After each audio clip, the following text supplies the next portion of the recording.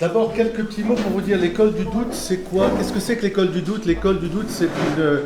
J'ai fait mes études au monastère du Barou, j'ai été prof de philo et de théologie, enfin lecteur, comme on dit exactement. Et dans la philosophie médiévale, on a des écrits, il y a la Somme théologique, vous connaissez la Somme théologique de saint Thomas d'Aquin, au moins de nom, mais vous avez aussi les disputatio. Les disputatio, c'est comme son nom l'indique, c'est la dispute intellectuelle où on passe son temps à se poser des questions. Et vous savez que c'est très biblique puisque on le sait avec beaucoup d'humour, moi qui fréquente la communauté juive de Carpentras et je continuerai à la fréquenter en tant que délégué épiscopal au dialogue interreligieux, je dis souvent qu'un juif répond à une question par une question. Les juifs se posent toujours des questions parce que c'est dans l'essence même, je dirais, du dialogue avec Dieu. Et donc la questio, la disputatio ou la questio, c'est quelque part un doute méthodique ou méthodologique, c'est-à-dire je me pose la question. Saint Thomas commence sa somme théologique par une question, c'est que des questions d'ailleurs. La première question, est-ce que Dieu existe? Vous imaginez bien que Thomas, il sait très bien que Dieu existe. Mais il pose la question, et il la pose pour lui comme pour vous. C'est-à-dire, est-ce que vous êtes capable de répondre à cette question? Est-ce que Dieu existe? Et il va montrer qu'il y a différents niveaux de réponse. Si je suis un catholique convaincu, je vais répondre avec le credo. Et je vais dire, la Bible l'enseigne. Mais si j'ai affaire à des gens qui ne fréquentent pas l'Église, qui ne connaissent pas l'Écriture et autres, comment je vais aborder cette question? Parce que si je leur parle de la Bible, ils vont me dire, moi, ça ne me dit rien du tout. Puis moi, vous savez, Père, je suis un scientifique. Je ne crois que ce que je vois. Donc, il y a des différents plans de réponse rationnelle, théologique, spirituelle, etc., etc. Parce que la grande question, c'est quand même, est-ce que Dieu peut venir à nous? Est-ce que nous pouvons le rencontrer? Et la rencontre. Hein. Donc, voilà. Alors, parmi tous les sujets qu'aborde saint Thomas, il aborde absolument toutes les questions du catéchisme. Le catéchisme, c'est ça, en fait. Normalement, dans le catéchisme, on avait, vous savez, rappelez-vous, les questions-réponses. Alors, on a dit beaucoup de bonnes choses dessus, beaucoup de mal et beaucoup d'erreurs aussi. C'est vrai qu'avant, il y avait des questions, on devait répondre, on apprenait par cœur, oui. Mais au moins, on répondait à des questions. Tandis qu'aujourd'hui, souvent, le contenu du catéchisme, il est assez maigre, pour ne pas dire un peu flou. Voilà. Et il faudrait de temps en temps qu'il y ait des bonnes réponses. Donc, je me suis dit avec Laure, que ça fait quelques années qu'on fait ça, que ce serait bien de lancer une école du doute. Et je me rappelle, Monseigneur Pontier, quand il est venu à Carpentras il y a 3 ans, avait dit, mais c'est extraordinaire ça, vraiment quelle idée géniale, il faut se questionner sur la foi. Et ça veut dire que vous êtes vivant. Donc, on prend un thème chaque année. L'année dernière, c'était le thème de la France chrétienne. Est-ce que la France est chrétienne? Puisqu'on nous dit que la France est fille aînée de l'Église, et que de l'autre côté, on nous dit c'est faux, ou on nous dit qu'il n'y a pas de christianisme, il n'y a pas de chrétienté. Je me suis dit, bon sang de bonsoir, on va quand même un petit peu étudier ça. Et on a repris depuis l'histoire gallo-romaine jusqu'à nos jours, à travers à la fois les arts, la théologie, l'histoire de France, les faits de l'histoire. Eh bien, la réponse, au bout du compte, c'est oui, la France est bien chrétienne. Et c'est bien la fille aînée de l'Église. Voilà, on peut le dire. Les papes ne se sont pas trompés. Là, je me suis dit, tiens, aujourd'hui, il y a une crise, je dirais, il y a une recherche de spiritualité, mais beaucoup de gens disent, ben moi, vous savez, Père, je me sens appelé à la vie spirituelle, mais alors l'Église, surtout pas, je ne veux pas qu'on parle de l'Église, et puis c'est un embrigadement, etc., etc. Puis d'autres me disent, mais l'Église, quelle Église? De toute façon, il y a plein d'églises. Et puis chacun fait son église. Et puis l'autre qui m'a dit aussi, je ne crois plus à l'église catholique, vous savez, quand on voit ce qui se passe, voilà, et je ne vais pas faire un chapelet, vous savez, un peu tout ça. Et je me dis, tiens, ce serait intéressant de se dire, est-ce qu'il y a une église?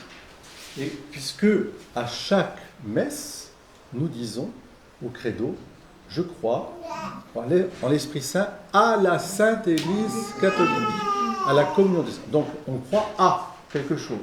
Pas en, on ne croit qu'en Dieu, mais on croit à, et on va essayer de voir un peu qu'est-ce que veut dire l'Église, c'est quoi l'Église.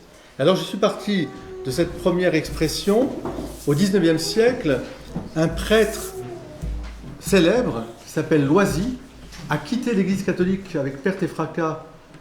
C'était une époque de rationalisme et il y avait tout cet engouement pour la philosophie, pour les études historico-critiques, etc. Et lui, en étudiant, s'est dit oh, c'est pas possible, on nous a menti, nanana. Bon, il a fait une crise de foi, ce qu'on va peut-être faire tout à l'heure après le repas qu'on a fait. Et il a dit une phrase, c'est quelqu'un de très intelligent, on peut prier pour lui aussi, hein, parce qu'il a quitté l'Église, il a quitté le sacerdoce. Mais il a dit une chose qui a marqué un peu tout le XXe siècle, et beaucoup de chrétiens, beaucoup même des prêtres étaient un peu gênés avec cette phrase. Il a dit ceci: Jésus a prêché le royaume. Et, hélas, entre parenthèses, c'est moi qui rajoute ça, c'est l'Église qui est arrivée. Autrement dit, il fait une opposition entre le royaume prêché par Jésus et l'Église. Alors, je me suis dit, quand même, il faut répondre à cette question. Et puis, d'autre côté, moi, j'ai ma grande sainte que j'aime beaucoup, avec Laurent Voulzy, c'est Jeanne d'Arc. Jeanne.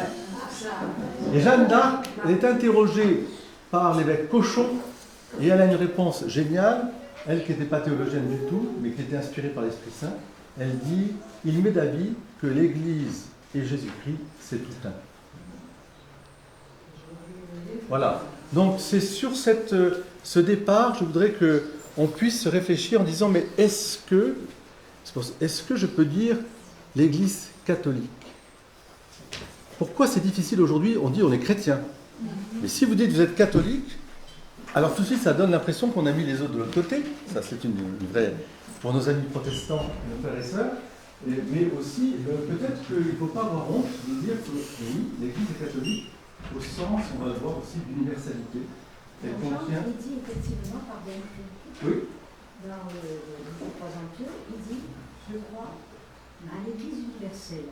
Les protestants, oui. Les protestants. Oui, tout à fait. Alors que nous on dit, je prends l'Église une, sainte, catholique. Mais catholikos en grec veut dire universel. Oui. Mais c'est le mot catholique parce que derrière, il y a quand même une organisation, si vous voulez. C'est-à-dire la hiérarchie au sens, est-ce qu'elle a été fondée par le Christ ou alors c'est une construction humaine? Vous comprenez? C'est tout l'enjeu de Loisy là. Le Christ a prêché le royaume et c'est l'Église qui est arrivée. Saint Paul en particulier qui serait le responsable de tout ça. Bon, voilà. Donc, voilà l'objet de ce qu'on va voir au cours de l'année. Vous avez reçu un calendrier un petit peu des questions qui seront posées. Et je vous invite, tout en écoutant au départ, il y aura une partie, bien sûr, vous avez tout à fait le droit de lever la main, de poser des questions et de vous questionner, de vous entrechoquer, si vous voulez. C'est tout à fait le but. Hein. Alors, je termine simplement en disant qu'au Moyen-Âge, c'était devenu tellement une habitude qu'il y avait des séances entières de disputes théologiques, où les gens se posaient des questions à la Sorbonne, les franciscains d'un côté, les dominicains de l'autre. Ça a donné de tas à la fois de très bons, et à la fois aussi faire attention de ne pas aussi raisonner la vie. Hein. Il faut revenir au concret. Donc, dans 40 minutes, vous serez chez vous, vous serez dans le concret. Donc, on ne va pas rester à vide aussi. Voilà, Laure. Ben, la première question qui a à se poser, c'est qu'est-ce que vous inspire à vous cette phrase? Allez-y. Hein. C'est-à-dire, Jésus a annoncé le royaume. C'est l'Église qui est venue. C'est l'Église qui est venue. Inspire? Jésus a annoncé le royaume et c'est l'Église qui est venue. Au premier abord, qu'est-ce que ça vous inspire? On peut penser, Jésus a annoncé quelque chose de magnifique, le royaume. Oui. C'est une institution. Avec son côté trop humain. Oui, c'est ça. Son côté historien, situé dans le temps, etc. Avec l'histoire, avec les pesanteurs. C'est ça. D'accord, allez-y. Le royaume reste très beau. J'aime bien cette idée que le royaume c'est quelque chose qui nous attire. Et puis l'Église, c'est un peu lourd. Quoi, voilà. Moi, pour la première phrase, Jésus annonçait le royaume. Pour lui, il disait que c'était le roi des Juifs, mais le roi pas sur la terre, mais le roi céleste. Donc, ce royaume, il n'était pas sur terre, il est dans les cieux. Déjà, très bonne Et chose. la deuxième phrase, c'est l'Église qui est venue. Là, c'est une Église terrestre. Donc, elle doit faire ses preuves au vu de Jésus. Donc, dans l'Église, on sait très bien qu'il y aura du blé et du vrai, et que Jésus parle aussi dans l'Église terrestre. Oui, bien sûr, j'entends très bien ce que vous dites. C'est une question importante parce que est-ce qu'il y a un aspect céleste dans l'Église et est-ce qu'il y a un aspect terrestre dans l'Église? Voilà, c'est une très bonne question. Et est-ce que l'Église est purement spirituelle? Ça a été une réponse aussi d'un courant protestant qui consiste à dire que l'Église, elle est en fait dans le ciel et que les constructions humaines ne sont que des constructions humaines. Voilà, on verra ce que le Concile Vatican II nous a éclairé aussi sur la notion d'Église elle-même. Voilà. Bon, c'est une très bonne question. Très bonne. Le terme d'Église arrive quand même assez tôt. Oui. Et dans la Bible, vous savez mieux que moi parce que j'ai oublié quel texte. Déjà dans la Septante grecque, parce que c'est le mot grec, hein, ecclésia, donc c'est le mot grec, mais qui reprend un peu le mot, si vous voulez, de synagogue ou ecclésia, c'est le lieu du rassemblement. Mais hein. Voilà, ça donne quand même une idée de communauté. Voilà. Donc dans l'Église, normalement devrait apparaître la communauté.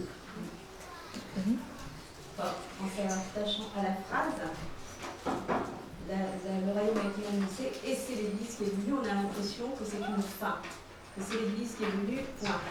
Alors que pour moi, par exemple, le royaume est à venir, que l'Église vient... Comme un moyen, peut-être. Voilà, oui, ça c'est pas mal.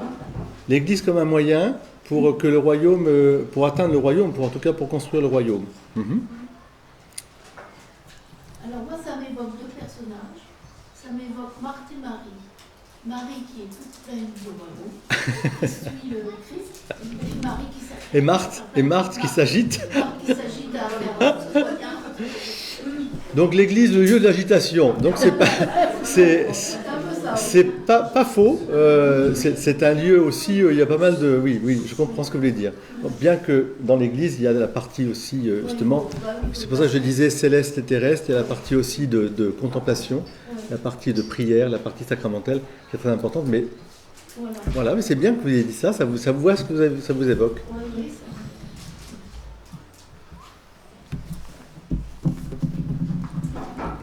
j'avais encore jamais fait le rapprochement entre le royaume de Dieu et l'Église. Parce que pour moi, quand je lisais la Bible et que je lisais toujours Jésus annonçait le royaume, je me disais, mais qu'est-ce que c'est alors? Qu'est-ce que c'est cette annonce? Mais pour moi, c'était en fait que le royaume, c'est quoi? C'est que tu as la vie éternelle au ciel, auprès de Dieu. Et là, l'Église, je pensais que c'était quelque chose de nécessaire pour la transmission de la foi. Mais j'avais pas compris que en fait ça faisait partie du royaume. Pour moi, le royaume, c'est une fois qu'on sera endormi, Tout ça, on va essayer au cours de l'année de le développer parce que c'est très important, effectivement. Il y a une partie qui cessera, qui est terrestre, et il y a une partie qui reste et qui demeure et qui est intimement, je dirais, partie intégrante du royaume, oui. Mais parce que c'est l'aspect communautaire, justement, qui va rester. L'aspect hiérarchique, on le verra, est un aspect instrumental. C'est au service de... Mais ce qui restera, c'est la famille des enfants de Dieu. C'est-à-dire, autrement dit, au ciel, il n'y a plus de pape, plus de prêtre, plus de... Enfin, je veux dire, au sens d'exercice, de même qu'il n'y a plus de parents au sens d'exercice de leur fonction parentale. Il y a des liens de charité. Il y a une famille autour de Dieu le Père. Mais tout cela n'a plus ne s'exerce plus, si vous voulez. Voilà. Ça ne veut pas dire qu'il n'y a pas un lien important. Voilà. L'Église, c'est à la fois un peu tout ça et encore quelque chose d'autre. Est-ce que quelqu'un veut réagir sur cette phrase? Jésus annonçait le royaume et c'est l'Église qui est venue. Moi, je tiens à vous dire que quand j'étais jeune étudiant, je voyais là toute la souffrance, je dirais un peu la désespérance de notre Église en fait. C'est-à-dire que cette phrase-là, on peut la dire au XXe siècle, XXIe, XXIe. Enfin, il y a toujours plein de gens qui souffrent parce que peut-être que la relation avec l'Église, et c'est le besoin, je pense, de conversion qui est nécessaire, fait que effectivement le royaume, ça a l'air tellement béatifiant, et quand on est dans l'Église, ça a l'air tellement béatifiant que parfois on se dit c'est pas possible on ait des choses comme ça. Et pourtant, vous verrez qu'il faut garder ces deux aspects. Ici-bas, voilà, nous sommes sur la terre, nous ne sommes pas encore au ciel, mais il ne faut pas jeter le bébé avec l'eau du bain. Voyez. Et il faut accepter cette pesanteur et cette grâce. C'est exactement l'ivraie et le bon grain dont vous avez parlé. Il y a l'ivraie et le bon grain, il faut. Mais c'est vrai que moi, quand je lisais cette phrase, j'y entendais en écho toutes les souffrances, toutes les interrogations, parfois tous les rejets même. Et souvent, les personnes qui me disent « Père, moi je crois au Christ, je crois, je suis attiré, etc. Mais j'ai du mal avec l'Église, j'ai du mal, j'ai peur, ou ça me fait peur, ou j'ai du mal. Ne me parlez pas d'Église. » Voilà. Et donc, et pourtant, il faudrait que petit à petit, on puisse les amener à considérer le mystère. Il y a un mystère, voilà. Mystère dans l'Église. Il y a un aspect visible de l'Église qui est tellement visible que parfois il vous arrive comme un train sur la figure. Et il y a un aspect mystère qui dépasse totalement la pauvre humanité, ce qui fait d'ailleurs que cette Église est toujours là depuis 2000 ans, alors qu'il y a tout pour qu'elle cesse d'exister. Voilà, donc c'est une très bonne question. Alors, il y avait cette idée quand même de développement de l'aspect communautaire. Oui, mais ça on va y venir là, parce que c'est important. Ouais. C'est au service de cet aspect. C'est peut-être ça qui est en train de s'effriter. Non, qui est toujours, je ne dirais pas s'effriter, mais qui est toujours à reprendre. Qui interroge. Qui interroge, voilà, c'est toujours à reprendre. Quand on a envie de cet aspect communautaire, ou enfin, quand on l'a compris, on ne le trouve pas dans l'Église telle qu'elle est structurée. Disons que c'est à nous aussi à le créer, ça, vous voyez, c'est-à-dire à être les gardiens.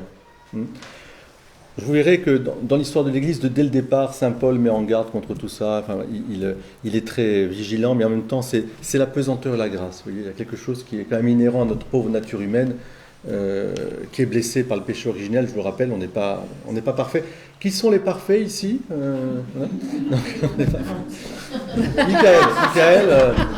Michael, viens ici. On va s'expliquer. Je vais monter en chair la prochaine fois, je vais dire ça. Alors. Voilà, moi j'ai vraiment pensé à une chose, c'est que il y a Jésus qui annonce. Donc Jésus annonce. Pour vous, qu'est-ce que ça veut dire? Parce que qui est Jésus dans ce cas-là? Oui, c'est ça. Qui est Jésus? Qui est Jésus? Il faut qu'on soit tous d'accord sur ce. Donc, quand on va aborder certaines personnes, enfin, vous savez, vous avez dû remarquer qu'il y en a certains qui vont vous dire c'est un prophète, il y en a d'autres. Enfin, alors, qui est Jésus pour vous? Comment vous. Hein? Le premier missionnaire. Pour moi, c'est le fils du Père, donc le Père, c'est le créateur de l'univers. Donc, il a envoyé son fils dans la chair comme un humain, comme nous, pour annoncer son projet en fait ultime. Pour annoncer le royaume, justement. Qui est Jésus pour vous, là? Qui est Jésus? C'est le messager. C'est un prophète, mais c'est beaucoup plus que ça encore. C'est l'agneau pascal, voici l'agneau de Dieu qui enlève les péchés du monde, c'est celui qui sauve. En dehors de moi, vous ne pouvez rien faire.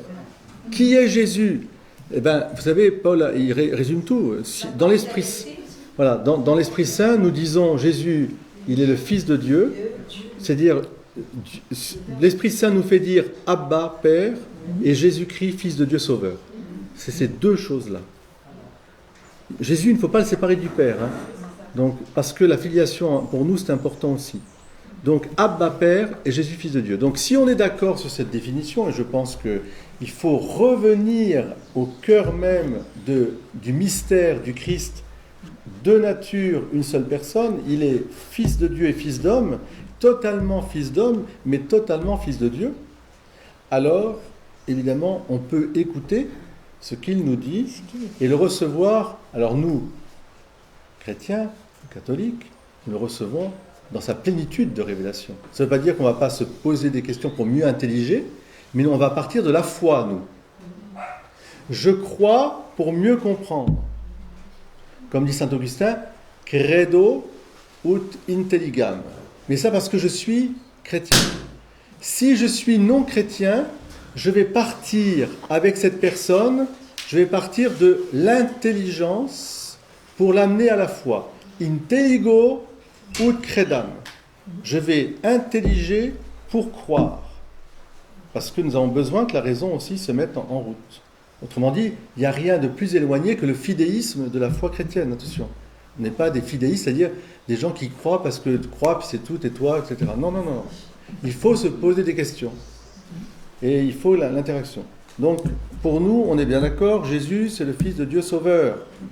Fils d'homme, Fils de Dieu. Seul médiateur entre... Tout à fait. C'est le seul médiateur. On expliquera ce que ça veut dire. Seul médiateur. Est-ce que c'est un roi, Jésus? Parce que je me dis, vu qu'il annonce le royaume, finalement, le royaume, il y a une hiérarchie. Il y a un roi. Je ne sais pas. Je pose la question. Ça va être la dernière question. Le royaume, voilà. La Bible, c'est marqué quand même. Oui, alors c'est la dernière question. C'est la dernière question. C'est une bonne question. Tout à l'heure. Non, mais c'est pas ça. C'est que alors, la dernière question de cette séance, c'est celle-là. On l'aborde tout de suite. Bon, bah alors. Parce que non, mais pas tout de suite. On l'aborde dans la troisième question déjà. Voilà. Dans la troisième question, voilà, on a Jésus qui annonce. Il annonce quoi? Le royaume. Et le royaume, j'ai eu le sentiment qu'on ne parlait pas tous de la même chose non plus. Voilà, alors j'aimerais aussi entendre ce que vous pensez du royaume, ce que vous en savez, où vous avez trouvé vos références sur le royaume. Oui? Dans la Révélation, donc, ceux qui auront gagné les cieux, en fait, le royaume, c'est un royaume où il n'y aura ni cri, ni douleur, plus soif, plus de faim et plus de destruction, plus de souffrance, quoi. Et il y aura une vie éternelle, c'est-à-dire que l'âme aura une vie éternelle. Alors, oui, c'est ça. C'est-à-dire que la vie éternelle, elle est déjà en nous par le baptême, déjà par notre filiation divine, mais ce sera effectivement une vision face à face de Dieu, nous serons en Dieu et Dieu en nous. Donc le royaume, oui, il y a cet aspect eschatologique, c'est-à-dire à la fin des temps. Donc nous serons tous, je dirais, corps et âme dans la vision de Dieu. Et effectivement, ce sera cette vision de l'Apocalypse dont tu parles très bien. Oui, qu'est-ce que c'est que cette vision de l'Apocalypse? C'est justement ce qui va se passer à la fin la des Jérusalem temps. céleste. La Jérusalem céleste, le retour du Christ dans sa gloire. Dans laquelle il y a 12 portes, les 12 tribus d'Israël. Il n'y a pas de soleil. Le soleil, ce sera la lumière du Christ lui-même. C'est le Christ lui-même qui est notre lumière. Évidemment, il n'y a plus de douleur, de souffrance, de larmes, etc. Et il y a une espèce de louange continuelle, je dirais, d'action de grâce, voilà, d'action de grâce, de joie, vous voyez, comme un banquet céleste, comme un petit peu l'image qu'on a essayé de partager tout à l'heure. C'est pour ça que c'est très important de se réunir aussi assez régulièrement pour faire ces agapes fraternelles, pour comprendre ce que veut dire vraiment vivre le royaume dans l'expectative du royaume des cieux. Alors, ceci étant, il en parle quand même régulièrement, pas que dans l'Apocalypse. Non. Et comment il en parle en fait, si vous vous souvenez un petit peu? Le royaume des cieux est comparable à beaucoup de paraboles. Alors rappelez-vous un peu la perle précieuse. Alors quelqu'un a trouvé une perle précieuse, il vend tout ce qu'il a pour garder la perle précieuse. Donc il y a une conquête là, il y a quelque chose, il y a un trésor dans notre vie ici-bas. J'ai trouvé le royaume déjà et je sais. Alors, à votre avis, c'est parce qu'il prendra l'expression du trésor aussi, le royaume des cieux comparable à un grain de sénévé qu'on a planté. C'est la plus petite des plantes et pourtant elle grandit et dans cette plante, il y a tous les animaux qui vont se réfugier. Donc il y a quelque chose d'un plérome, une espèce de plénitude et pourtant c'est tout petit. Donc il y a quelque chose, je pense qu'il faut... qu'est-ce que ça vous évoque comme situation du royaume? C'est curieux qu'il emploie cette expression. Dans les béatitudes aussi, non? Quand on parle des béatitudes. Oui, Nous alors, aurons le royaume de Dieu, etc. Ouais. bienheureux les pacifiques, parce que le royaume des dieux est à eux, etc. Hein. Bienheureux les doux, c'est ça. Ils seront appelés fils de la terre. Oui. Il y a d'autres, bien sûr. Il y a le semeur. Il y a le semeur. Ce semeur est semé, etc. La vigne. La vigne qu'il avait construite, etc. Bon, le royaume de Dieu est comparable à une vigne. Le Dieu et le vigneron, enfin le vigneron, oui. La vigne, c'est nous, et celui qui vient presser la vigne, c'est le Seigneur. Voilà. Vous avez aussi, dans la vie de Jésus, un moment où il parle du royaume. Face à des tenants d'autres royaumes. Vous l'avez dit tout à l'heure, devant Pilate. Devant Pilate, d'abord il va dire aux publicains, aux pharisiens, rendez à César ce qui est à César et à Dieu ce qui est à Dieu, pour séparer ces deux. Et ensuite à Pilate, il est explicite. Mon royaume n'est pas de ce monde. Mon royaume n'est pas de ce monde. Mais ça ne veut pas dire qu'il n'est pas en commencement. Il commence par le cœur de chacun d'entre nous. Mais la réalisation de ce royaume n'est pas ici-bas. Ce n'est pas un royaume terrestre. Et c'est une vision messianique qu'il faut absolument avoir, parce que chez nos frères aînés juifs, qui sont de pieuse mémoire, il y a mes frères, là, vraiment, que j'aime, il y a quand même cette tentation cette réduction, parfois, du royaume au royaume d'Israël. Donc, dans un côté un peu politique, on peut dire, mais politique au sens noble. Je ne parle pas des querelles qu'il y a en ce moment, c'est l'instauration du royaume d'Israël. D'ailleurs, les apôtres disent à Jésus, quand est-ce que tu vas rétablir le royaume d'Israël? Et Jésus répond complètement à côté. Enfin, à côté, il leur fait comprendre que ce n'est pas du tout ça, le royaume. Et ils sont un peu déçus. On dit qu'une des raisons pour laquelle Judas a trahi Jésus, c'est qu'il était déçu de cette espérance messianique d'un royaume finalement céleste. Alors, oui, de quoi parle-t-on quand on parle du royaume? Non, mais c'est important parce que le royaume, il faut comprendre aussi que Jésus dira « Le royaume est tout près de vous ». Il le dit à Nicodème. Il le dit à Nicodème, le royaume de Dieu est proche, convertissez-vous. Il dira aussi, le royaume est au milieu de vous. Et au milieu de vous. Très important, ça aussi. Mais est-ce que ça n'est pas un état qu'on ne peut pas imaginer avec nos limites intellectuelles, humaines? On le qualifie, on cherche dans les mots, dans les représentations. Bien sûr, bien sûr. Mais pourquoi ne pas faire confiance en sachant que c'est quelque chose qu'on ne peut pas imaginer parce que ça n'est pas terrestre? Eh bien, je suis assez d'accord avec vous aussi. Voilà, c'est impalpable, c'est une très très bonne remarque que vous faites. Quand nous sommes en train d'étudier la théologie, c'est-à-dire les mystères de Dieu, il faut toujours se rappeler de ce côté négatif de ce que vous venez de dire, c'est-à-dire que notre langage est limité.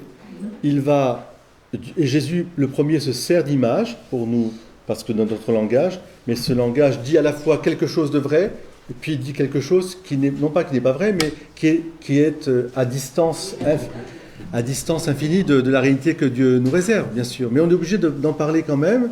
Mais c'est très bon de dire ça parce que, justement, le but de la Quaestio, c'est de vous maintenir dans cet état de questionnement, ne pas croire ne pas vous enfermer dans des certitudes liées au langage. Hein? Bien sûr, quand je dis je crois en Dieu, le Père Tout-Puissant, ça c'est vrai. Mais quand je dis qu'il est Père, vous comprenez qu'il est Père, moi, ma façon de voir le Père, c'est la façon terrestre.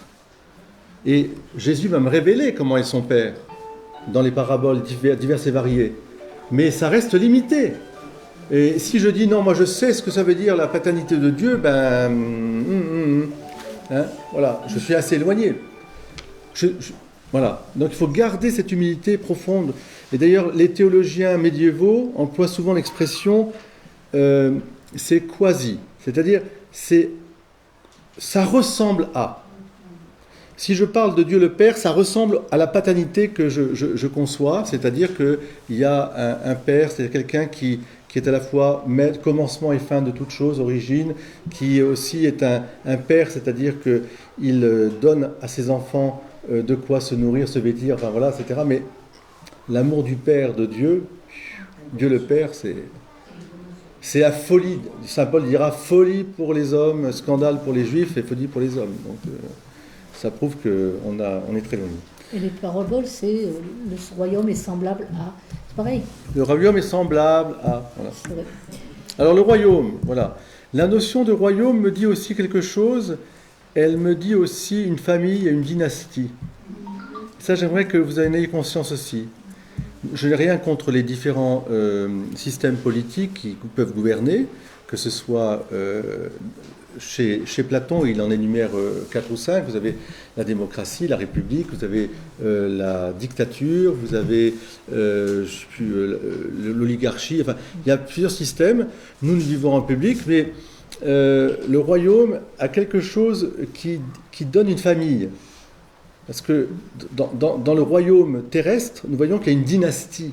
Ça va de père en fils, etc. ou de père en fille. Enfin, pensez à la reine d'Angleterre. Hein, voilà. Et il y a quelque chose donc de familial. Mais dans ce royaume, on verra, il n'y a pas évidemment d'inférieur, de supérieur. Enfin, c'est pas ce genre-là. Bon. Donc là, on a abordé le royaume. Mais maintenant, quelle est votre idée sur l'Église? Quand on parle d'Église, qu'est-ce que ça vous évoque? Alors là, allez-y, hein, jetez-vous, lâchez-vous. Lâchez-vous, dites-nous ce que c'est l'Église pour vous. Voilà. Une famille. Une famille. Une communauté. Une institution. Une institution humaine. Avec Voilà. tous les travers. C'est là-dessus. Institution humaine. Voilà, l'homme. L'interprétation par l'homme. D'accord. Non, mais je veux dire, c'est intéressant de voir comment vous voyez l'Église, hein, parce que ça donne un peu raison à Loisy. Hein. Jésus a annoncé le royaume, c'est l'Église qui est venue. Très bien, mais il faut aller au bout de ces questionnements, hein, c'est important. Allez-y. En fait, comme initialement, avec les 12, il y avait déjà Judas, et Satan était un peu dans son cœur. C'est toujours d'actualité, je pense. Hein. Pourquoi ça aurait changé? Je suis d'accord. Il y a toujours... Et puis c'est un peu à notre image, hein. C'est-à-dire que nous-mêmes, on a la possibilité de... On est fait de ténèbres et de lumière, et puis on choisit en permanence, et voilà, nos faiblesses peuvent nous faire pencher du mauvais côté. Et l'Église, en fait, c'est la pâte humaine. Hein. L'Église nous amène l'eucharistique après. Il y a quelque chose là aussi. L'Église, c'est aussi une protection. L'Église, c'est une protection, bien sûr. C'est une protection au sens que ça nous protège par les sacrements, etc. T'es d'accord? Et un point de repère, vraiment. Alors, Michael, il dit aussi une chose importante, écoutez bien, il dit que l'Église, pour lui, c'est un point de repère. Un point de repère, c'est-à-dire que normalement, ça devrait être un point de repère. C'est-à-dire que quand l'Église, au sens... Là, c'est intéressant ce que tu dis, parce que justement, c'est peut-être la chose qu'il faudrait rajouter à l'institution. C'est-à-dire que ce n'est pas qu'une institution humaine, vous comprenez? L'Église, elle est, on verra, la voix de l'époux. L'Église, elle est le corps du Christ. Donc l'Église est un phare. Elle n'est pas la lumière, mais elle doit renvoyer vraiment la lumière du Christ. Et si elle était instituée avec les 12 apôtres, etc., avec Pierre aussi, c'est pour être justement cette voix de l'époux. Donc dans l'institution, certes temporelle, humaine, il y a quelque chose d'éternel et de spirituel, parce que sa lumière, son âme, ne vient pas de l'humain. C'est-à-dire, l'Esprit Saint anime l'Église, et la lumière, c'est le Christ, il n'y en a pas d'autre. Malheur à moi si je n'annonce pas Jésus-Christ. Et les sacrements, les protections, tout ça, c'est Jésus-Christ, répandu et communiqué. Donc, certes, il y a une institution humaine, et il faut le dire. Il ne faut pas l'évacuer, parce qu'à ce moment-là, on fait de l'Église ce que j'appellerais quelque chose de divin sur la terre. Ce n'est pas le cas. C'est divin dans son animation, parce que c'est relié au ciel, mais c'est dans le temps traversé par la pesanteur et la grâce, mais guidé par l'Esprit Saint, éclairé par le Christ. Ce qui fait que vous prenez l'histoire de l'Église, et on peut dire de la Bible, depuis la synagogue, parce que c'est le peuple d'Israël, c'est dans le prolongement. Dans cette histoire sainte, le peuple d'Israël, c'est nous, c'est toujours le peuple à la nuque raide. Il est toujours en train de s'enfuir. Il est toujours en train de se prostituer, dit dans la Bible. Toujours en train. Hein. Et Dieu va la ramener et lui dire, tu es ma préférence, tu es ma bien-aimée, etc. Voilà ce que je vais faire pour toi. Hein. Et ça continue, et ça continue, et ça continue, et encore, parce que, encore une fois, c'est le corps du Christ. Alors là, on va aborder une question beaucoup plus, je veux dire, profonde même, mais l'Église, c'est ça profondément. Ce n'est pas qu'une institution humaine. Il y a un aspect humain, et il y a un aspect divin. Et c'est comme la loi de l'incarnation, Christ est vrai Dieu et vrai homme. Et dans l'Église, il y a ces deux aspects. C'est pour ça que je vous dis que c'est le prolongement de l'incarnation. Et normalement, la vie chrétienne devrait faire de nous d'autres Christ, c'est-à-dire des corps du Christ, des membres du Christ. Nous devrions voir en nous que le Christ. Malheureusement, ça dépend des heures et des conditions. Parfois, on ne voit pas le Christ, et comme je disais très bien, on voit parfois le diable qui s'agite, etc. Donc, mais l'Église reste une, sainte, catholique, apostolique, et je rajouterai romaine, mais je vous dirai pourquoi après. Voilà. Mais c'est très important parce que c'est le credo, ça. C'est dans le credo. Or, le credo, c'est la quintessence de la foi chrétienne. C'est la quintessence. Le credo est un symbole, c'est-à-dire comme les symbolium en grec, ça veut dire un résumé de la foi, hein, qui a été défini au Concile de Nicée en 321. Ça me pose des problèmes, moi, ce credo, parce que on se dit chrétien, et beaucoup de chrétiens ne croient plus dans certains textes. Ah oui, ça c'est une autre question, on est bien d'accord. Quand on dit le credo, il faudrait croire vraiment à ce qu'on dit. Oui. Mais ça, c'est à nous, alors Georges, c'est à nous, vous voyez, à redire la foi. Peut-être que dans un des projets de la pastorale qui m'anime, ce serait que avant ou pendant d'ailleurs la messe, mais avant la messe, il y ait 5 minutes de catéchisme pour adultes. C'est-à-dire sur la forme justement d'une question et d'une réponse. Par exemple, je crois à la rémission des péchés. Qu'est-ce que ça veut dire ? Ben voilà, catéchisme de l'Église catholique, tac, tac, tac, tac. Vous entendez ? Après, vous venez me voir, vous en parlez, mais je vous redis ce que ça veut dire. Parce qu'il y a beaucoup de gens qui... Par exemple, la résurrection. Ah, Père, moi je crois à la réincarnation. Et c'est drôlement bien. Ah ben dis donc, oui, tac, le moustique que tu as écrasé, c'était ta grand-mère, tu vois. Ah bon, donc... voilà. Des millions de feuilles d'impôts. Voilà, c'est ça. Et puis il faut se réincarner dans je ne sais pas combien, et puis en âne, en bœuf, tout ce que vous voulez. Enfin bon, non, ça ne m'intéresse pas, moi. On a une vie, et Jésus-Christ vient nous dire justement qu'on n'a qu'une vie. Et il faut bien s'en servir, c'est beau. Donc, oui, très bonne question sur cette question, mais ça, on le verra. L'Église, vous voyez, de quoi parle-t-on ? Et je pense qu'il faut laisser entrer en vous cette interrogation profonde sur l'Église. Et il est nécessaire que vous soyez scandalisés. Si vous n'êtes pas scandalisés par le fait que ça ne corresponde pas au royaume, alors ça veut dire quelque chose qui ne va pas. Il faut être dans la conversion et dire « Seigneur, fais de moi l'instrument de ton royaume », c'est-à-dire que dans l'Église, on vive le royaume. Je ne veux pas savoir autre chose. L'Église n'est pas une ONG, l'Église n'est pas une banque, l'Église n'est pas un parti politique, l'Église n'est pas nanana, hein. Elle s'occupe du politique, de la banque, tout ce que vous voulez, elle s'occupe au sens d'en faire un moyen pour... mais c'est pas ça. Malheur à moi si je n'annonce pas l'évangile. Ça serait bien que l'Église elle-même s'en rappelle, parce que des fois, il y en a qui font des itérations. Mais c'est toujours pourquoi je vous ai dit qu'il est nécessaire qu'il y ait toujours ce qu'on appelle l'aggiornamento, une conversion, qu'il y ait toujours un rappel de se convertir, et notamment vous les jeunes, il est bon que de temps en temps, vous disiez, mais moi je ne comprends pas pourquoi tel évêque ou tel prêtre ou tel, enfin bon, hein, et dit ça parce que ça me choque, ça me semble tellement éloigné. Oui, je vais vous donner mon sentiment sur un fait très précis, sur 2 faits précis. Un, la déclaration de Monseigneur Ravel au moment des élections. On ne lui a rien demandé, et je ne vois pas pourquoi l'évêque de Strasbourg, au second tour, s'est mis à dire qu'il voterait pour Macron. Ça n'avait aucun sens d'un évêque. Je ne dis pas qu'en tant que citoyen, il fait ce qu'il a en son devoir, mais il n'a pas à l'écrire dans la tribune du journal de l'Est, parce que ça fait plus de mal que de bien. Et ce n'est pas sa mission. Ce n'est pas sa mission. Sa mission, c'est de montrer le royaume. Voilà. Après, que la mission des évêques ou des prêtres, c'est de dire qu'il y a une doctrine sociale de l'Église, oui, voilà, le respect de ceci, cela, d'accord.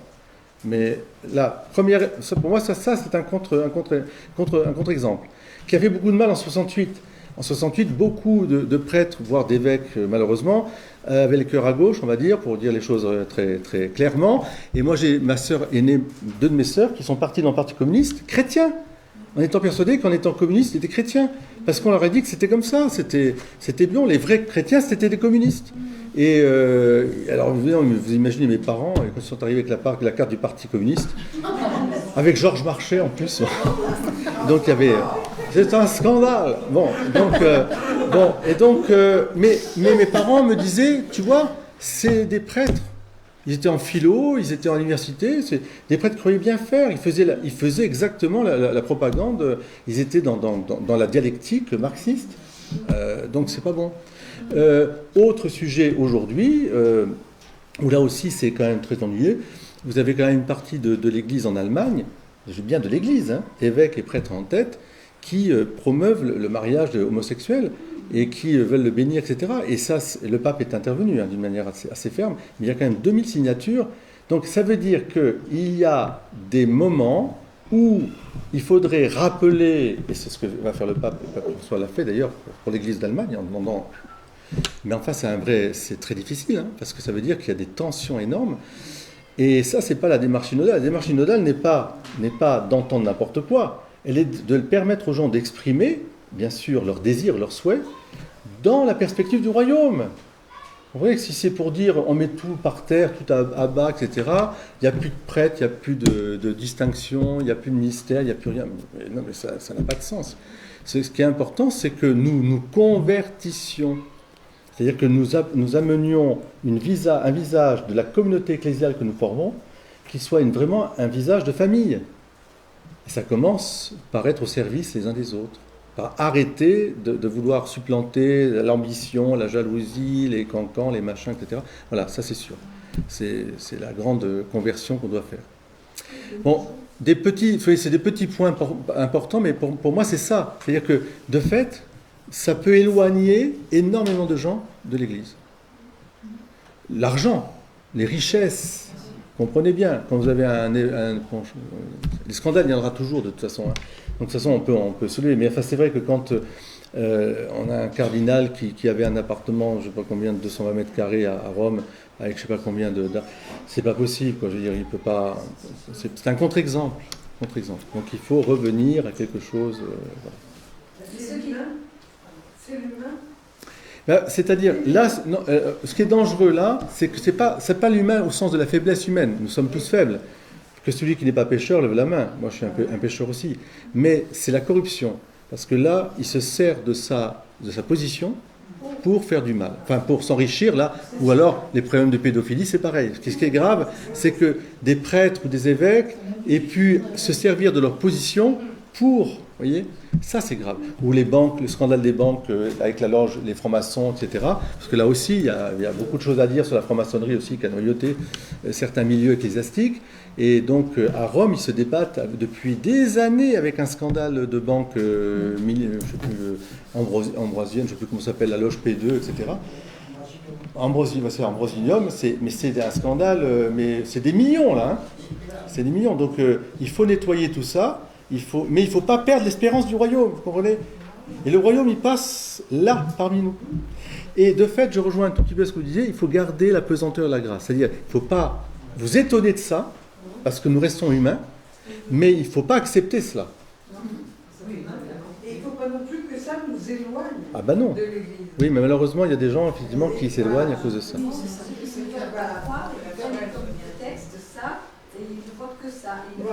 Ah, alors on est bien d'accord. On est tout à fait d'accord avec vous. C'est pour ça qu'il faut aussi pouvoir, orienter les gens vers la lumière. Mais il faut leur donner le Christ. Hein. Il faut leur donner le Christ.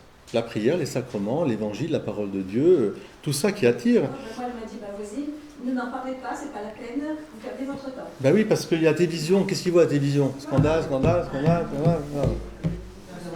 L'Église a toujours été attaquée depuis 2000. Voilà. Si tu n'as pas à l'extérieur. Très bonne.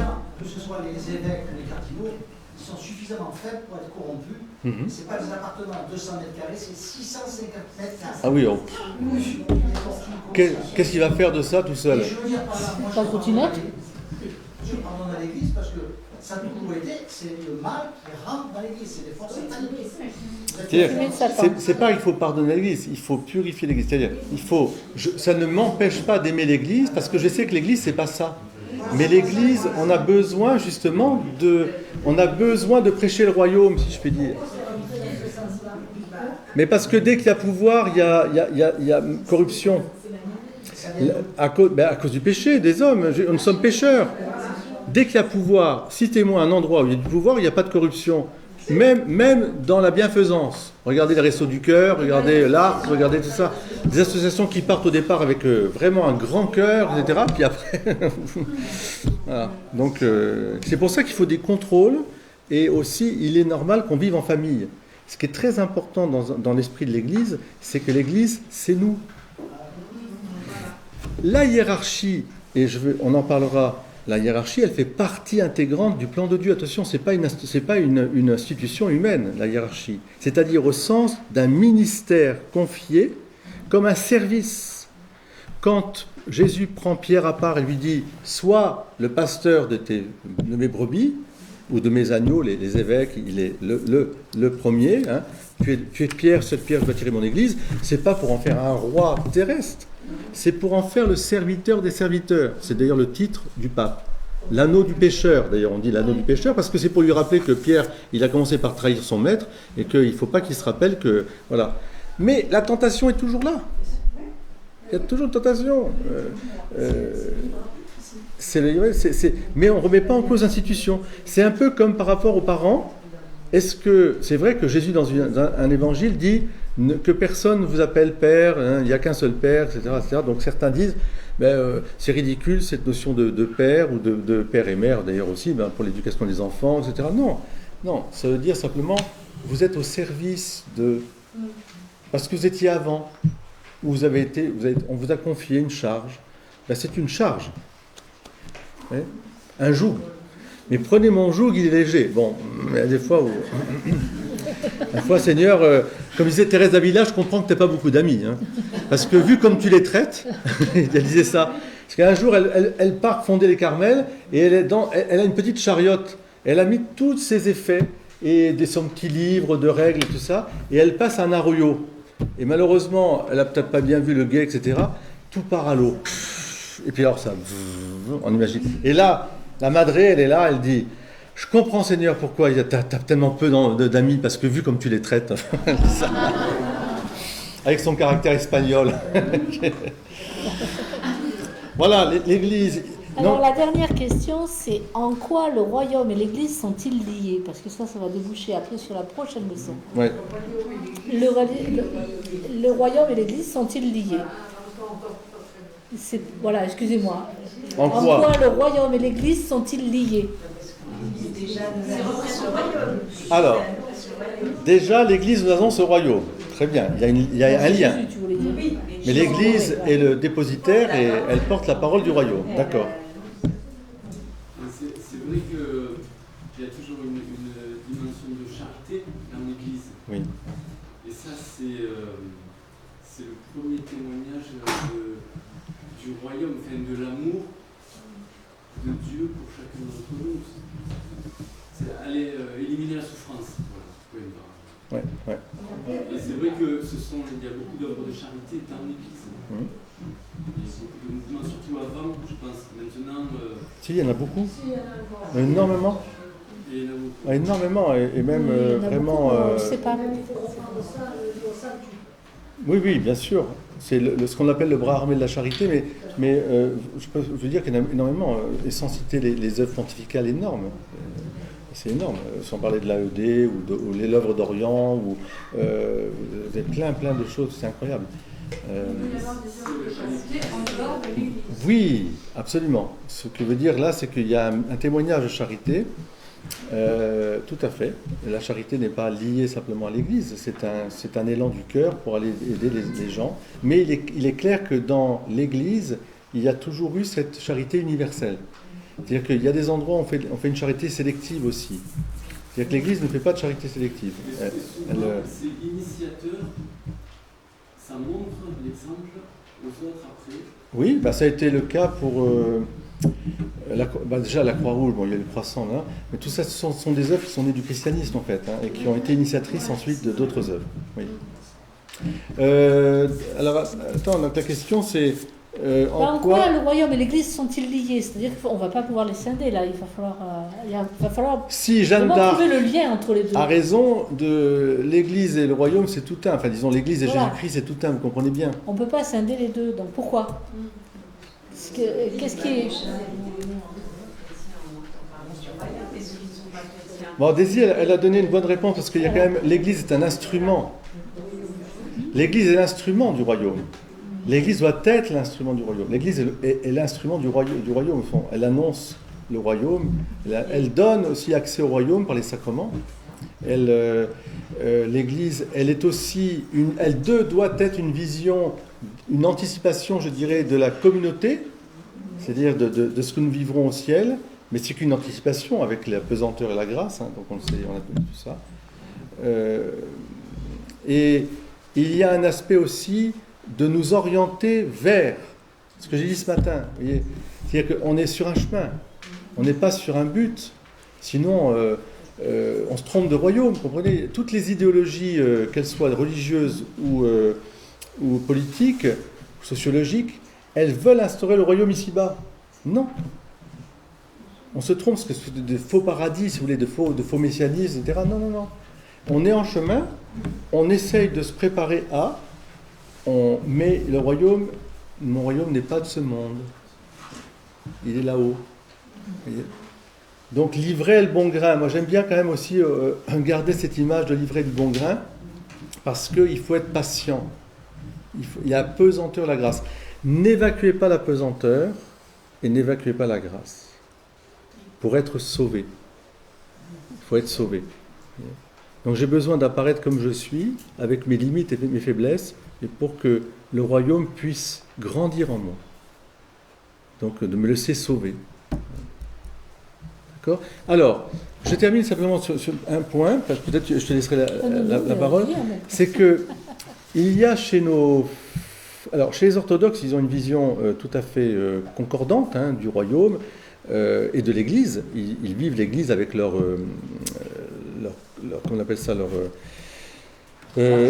leur patriarcat, qui sont des... ça porte un nom, enfin, c'est les métropolites, enfin, mais c'est des églises un peu autocéphales, c'est-à-dire qu'en fait, chaque patriarcat est indépendant et règle un peu ses propres cas. Mais ils sont tous en communion au niveau de la foi. Alors normalement ils ont une communion, donc... Enfin, pas en ce moment à cause de voilà, Moscou, mais mais voilà, la difficulté qu'il y a, c'est comme c'est des églises un peu autocéphales, l'aspect national, politique, national, rentre quand même vraiment en ligne de compte, et c'est très compliqué pour les orthodoxes de garder une unité, non pas de foi, parce qu'ils ont une unité de foi, mais de vivre l'Église, La preuve, c'est que dans le conflit ukrainien-russe, par exemple, les deux patriarches devraient être des artisans de paix. Or, on voit bien que c'est pas possible, c'est la guerre, c'est trop national, vous voyez, c'est trop lié. Voilà. On a la chance, nous, de vivre dans l'Église catholique. Alors, nos frères protestants, et Cécile me dirait si ce que je dis est juste aussi, c'est qu'il y a... la phrase de Bossuet de Saint François de Sales aussi, mais de Bossuet, disait qu'il y a autant d'églises que de protestants. C'est-à-dire, par le libre examen, chacun... Alors lui, c'est un peu différent, c'est un peu inverse, c'est-à-dire que chacun fait un peu sa foi. C'est-à-dire qu'il interprète l'Écriture, et cette interprétation est libre. Mais il peut y avoir, et c'est le cas dans l'Église réformée unie de France, une unité de foi autour d'une profession de foi, avec une latitude pour l'appliquer. Là, la dernière fois que j'ai rencontré mes frères protestants, ils m'ont dit que sur des questions de mœurs, par exemple, de sociétaux, tout en donnant quand même une certaine ligne de conduite, ils laissaient à chaque, on va dire, communauté le soin d'accepter ou pas. C'était libre. Bon. Et aussi, il y a une difficulté à admettre que l'Église soit aussi hiérarchique. Parce que dans la hiérarchie, ils y voient une œuvre humaine de pouvoir, et que Dieu nous a créés libres. Donc, qui es-tu pour être mon maître, etc. etc. Bon.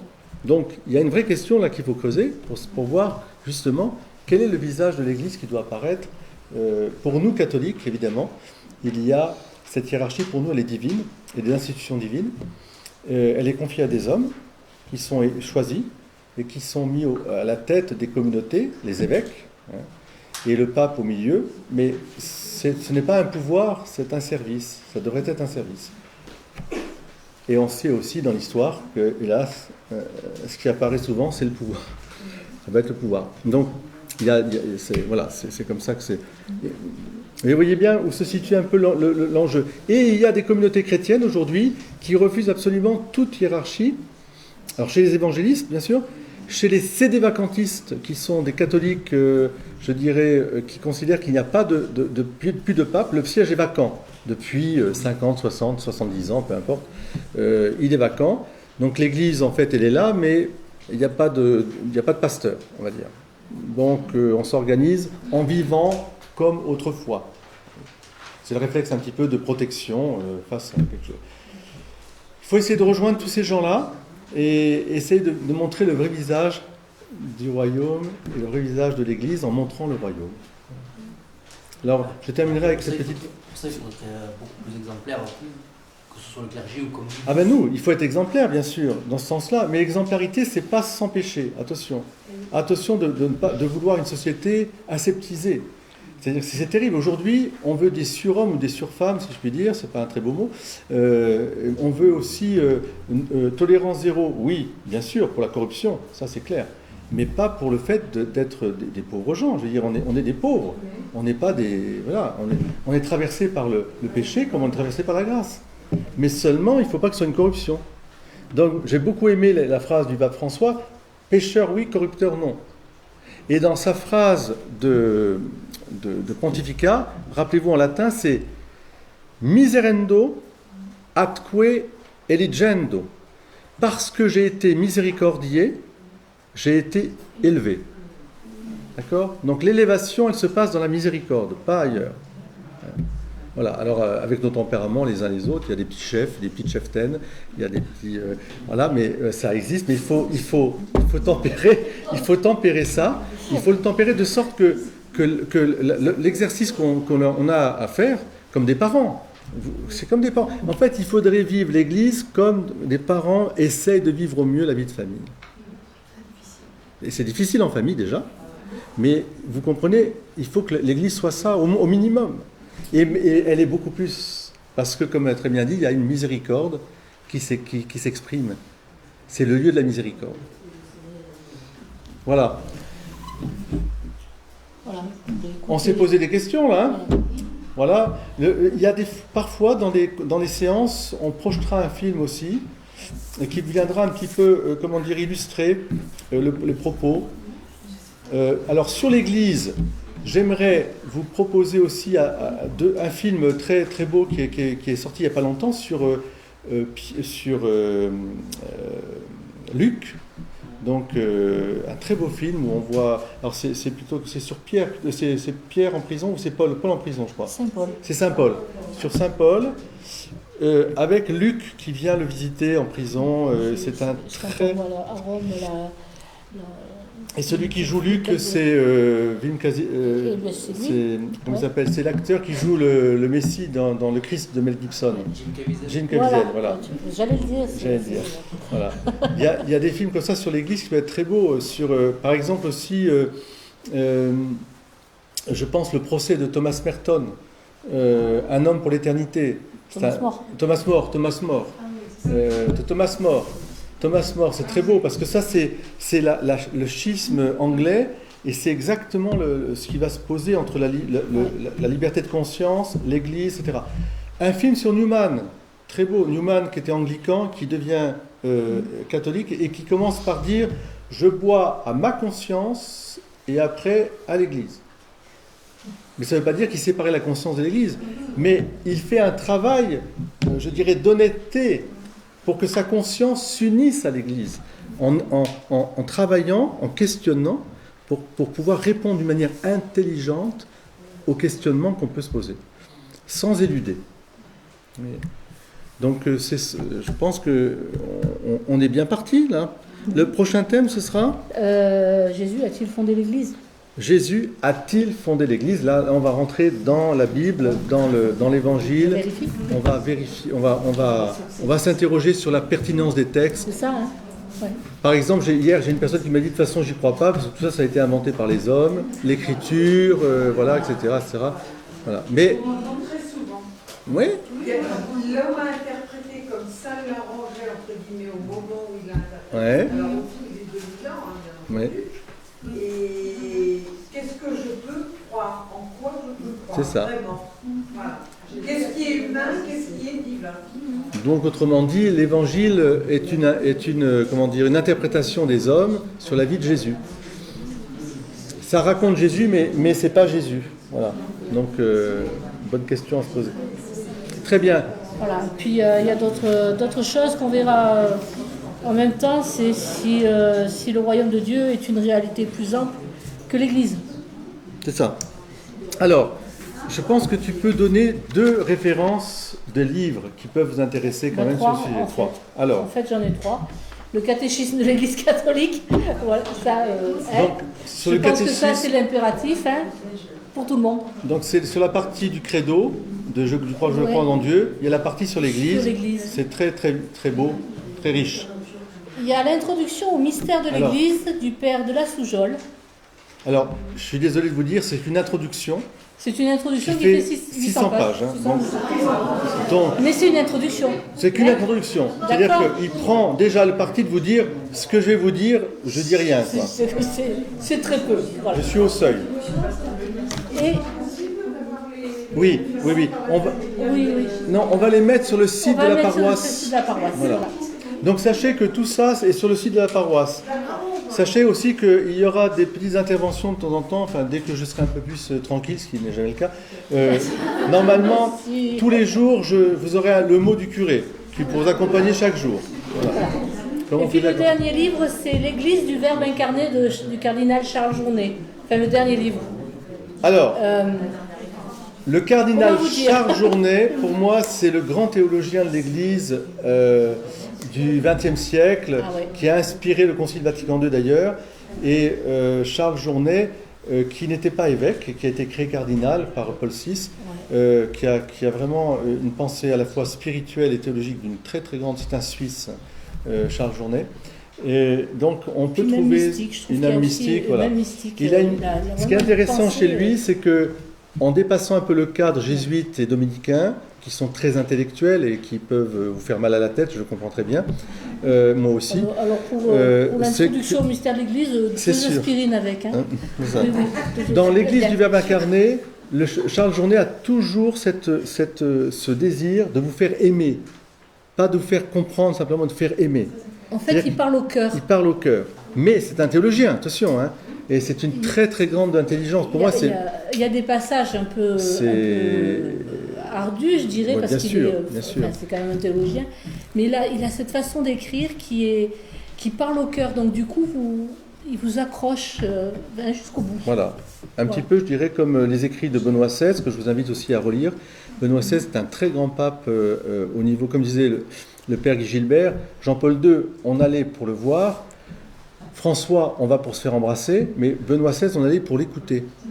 Une clarté de son enseignement, ne serait-ce que les livres sur Jésus, sur la vie de Jésus, les 4 tomes qu'il a écrits, c'est de la théologie, je dirais, spirituelle aussi, très profonde, très argumentée. Il y a des passages parfois un peu rudes aussi, un peu difficiles, exégétiques, mais il y a toujours une douceur, quelque chose de doux au cœur. Voilà. C'est pas simplement de la savantise. Donc, mais Charles Journet. Alors, Charles Journet, vous pouvez le trouver par Internet. L'Église du Verbe incarné est en plusieurs volumes. Je pense qu'il y a à peu près 1000 pages à chaque fois. Oui. Enfin, c'est pour votre année, quoi. Hein? Non, mais alors... Non, mais ça se lit. Hein. Je le fais. Ça a été publié en cahier. Voilà.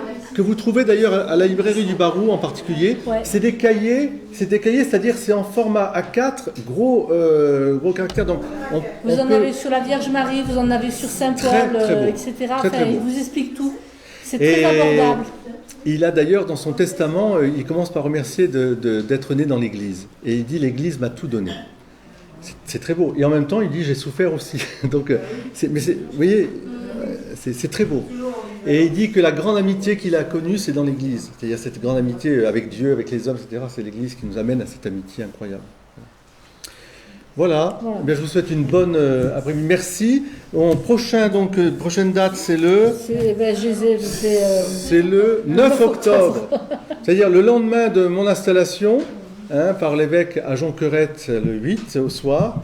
Eh bien, on fera des petites agapes fraternelles, mois du rosaire, on abordera le deuxième sujet. Jésus a-t-il fondé l'Église? Voilà. Excusez-moi simplement de vous redire un petit mot aussi. Si vous voulez comprendre l'Église et d'une manière générale aussi notre vie spirituelle, je vous l'ai dit tout à l'heure à la messe, mettez-vous à l'école de Marie. La Vierge Marie, elle éclaire l'Église de son visage maternel. Il y a quelque chose de maternel et de féminin dans l'Église. L'Église est féminin, qui est quelque chose qu'on doit toujours garder dedans au cœur. Donc à l'école de Marie, faites tout ce qu'il vous dira. Donc on se mettra à l'école de Marie aussi, qui nous apprendra à aimer l'Église. Merci à vous. On va dire un Je vous salue Marie ensemble. Allez. Je vous salue Marie, pleine de grâce. Le Seigneur est avec vous. Vous êtes bénie entre toutes les femmes, et Jésus, le fruit de vos entrailles, est béni. Sainte Marie, Mère de Dieu, priez pour nous pauvres pécheurs, maintenant et à l'heure de notre mort. Amen. Notre-Dame du Lac, priez pour nous. Au nom du Père et du Fils et du Saint-Esprit. Amen.